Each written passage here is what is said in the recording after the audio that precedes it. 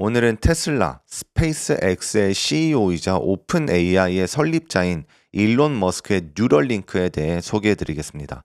뉴럴링크가 뭔지 그리고 뭘 할 수 있는지와 현재 어느 수준에 있는지에 관해 말씀드리겠습니다. 뉴럴링크가 뭐냐라고 물었을 때 일론 머스크가 장난 반, 진담 반으로 한 대답은 뇌에 칩을 집어넣어서 정신을 통제하는 거다라고 합니다. 다른 방식으로 설명이 안 돼서 이렇게 한 줄짜리 답이 나온 것 같아요.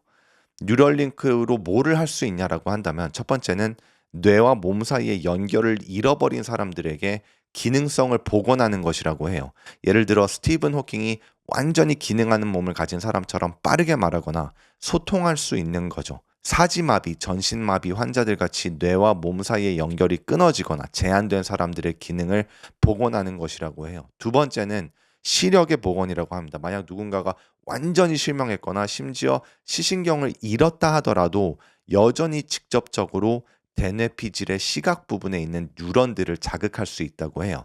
그래서 이 칩을 통해 뇌에 직접적인 시각을 제공할 수 있다고 합니다. 이 기능에서는 단순히 보는 걸 넘어서 사람이 일반적으로 볼 수 없는 파장의 빛을 볼 수도 있을 거라고 합니다. 예를 들어 자외선이나 적외선, 심지어 레이더 파장까지 인식하고 뇌가 이해할 수 있는 시각 정보로 변환할 수 있다고 해요. 그러니까 시각을 복원하는 것을 넘어서 인간의 감각을 확장시키는 거죠.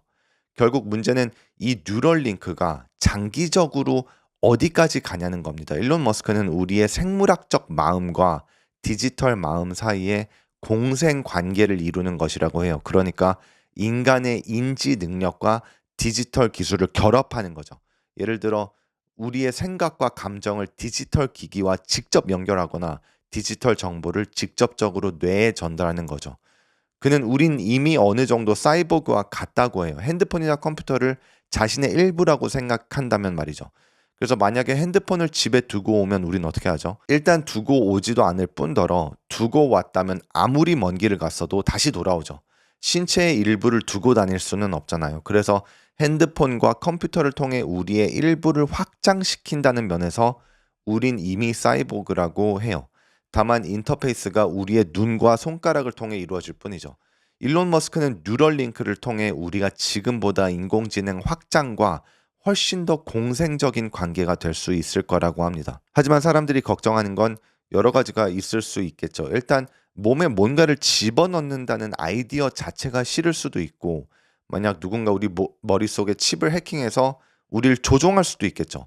일론 머스크는 뉴럴링크는 그냥 옵션 중 하나다라고 말합니다.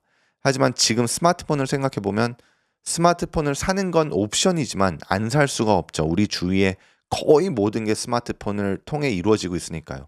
만약 뉴럴링크가 상용화되고 대부분의 사람들이 머릿속에 칩을 이식하고 칩을 이식하지 않는 사람들과는 소통이 잘 안 된다고 한다면 과연 그걸 옵션이라고 할 수 있을까요? 일론 머스크는 먼저 그 정도, 그러니까 그렇게 걱정할 정도가 되려면 몇십 년은 돼야 할 거다라고 하고, 당장 걱정해야 될 건 AI 혁명으로 인한 변화 아니면 3차 대전이나 전 세계적으로 인구가 줄어드는 기본적인 문제들이라고 합니다. 그럼 현재 뉴럴링크는 어떤 단계까지 왔을까요? 뉴럴링크는 2021년에 마인드퐁 비디오를 공개했어요. 뉴럴링크가 이식된 원숭이가 화면상의 커서를 뇌로 제어하는 비디오죠. 그리고 얼마 지나지 않아 2023년 초에 FDA로부터 인간 시험을 진행할 수 있는 승인을 받았어요. 현재는 뉴럴링크가 마비 환자를 위한 뇌의식 장치의 첫 인간 시험을 위한 참가자 모집을 시작할 수 있도록 독립적인 심사위원회로부터 승인을 받았다고 발표했습니다. 이제 시작이라고 볼 수도 있겠죠. 전 입쟁이고 제 영상이 도움이 되셨다면 구독과 좋아요 부탁드립니다.